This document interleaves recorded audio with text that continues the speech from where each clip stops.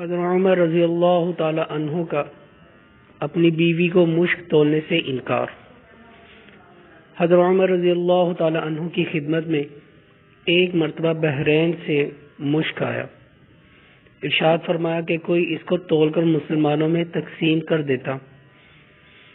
آپ رضی اللہ تعالی عنہ کی اہلیہ حضرت عاتکہ رضی اللہ تعالی عنہ نے عرض کیا کہ میں تول دوں گی۔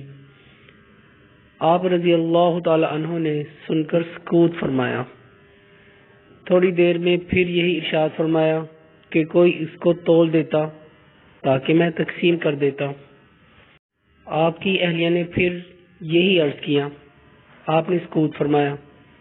تیسری دفعہ میں ارشاد فرمایا کہ مجھے یہ پسند نہیں کہ تو اس کو اپنے ہاتھ سے ترازو کے پلڑے میں رکھے اور پھر ان ہاتھوں کو اپنے بدن پر پھینک لے اور اتنی مقدار کی زیادتی مجھے حاصل ہو۔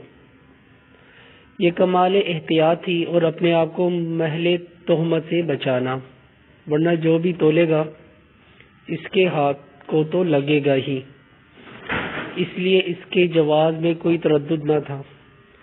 لیکن پھر بھی حضرت عمر رضی اللہ تعالی عنہ نے اپنی بیوی کے لیے اس کو گوارانہ فرمایا۔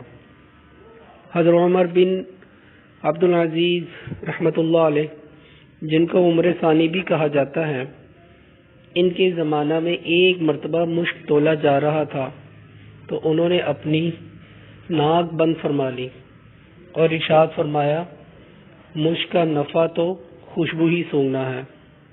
یہ ہے احتیاط ان صحابہ رضی اللہ تعالی عنہم اجمعین اور تابعین کی اور ہمارے بڑوں کی، پیشواؤں کی۔